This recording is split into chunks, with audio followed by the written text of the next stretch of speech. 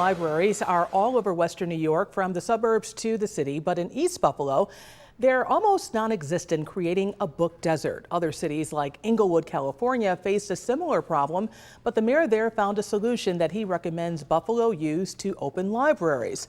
Our partners at Investigative Post, they've been following the book desert situation on the east side of Buffalo, and Garrett Looker joins us now with an update on some potential solutions. And Garrett, how did Inglewood, California, how did they solve this library problem?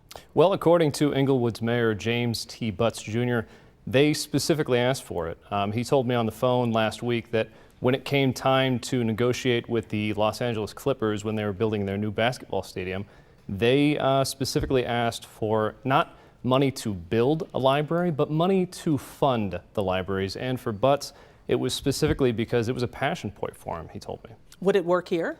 Well, Butts believes so. He believes that since it worked for their CBA, it could work for our CBA here in Buffalo with the Buffalo Bills.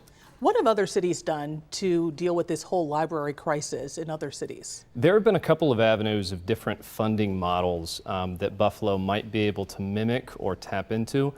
In Amherst, post-2005, after the red-green budget, when 16 libraries were closed countywide, Amherst fought to keep their Williamsville branch library open, and they did so by tapping into actual town funds. It's something that you don't usually see because municipalities are there to fund the capital projects of the buildings, not the operations, but Amherst did so to save Williamsville.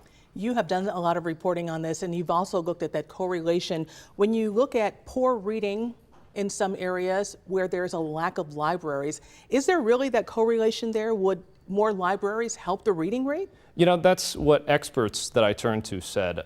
Experts believe that there is a connection, at least, with the amount of library books, or just books in general, or printed material in general, that what kids and students can get their hands on. It might, in the future, impact how they can read.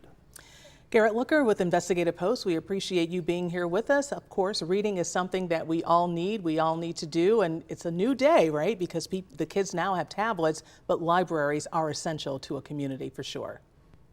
Yeah, absolutely. That's what all of the experts that I've spoken with say, and that's what the library here in Erie County says.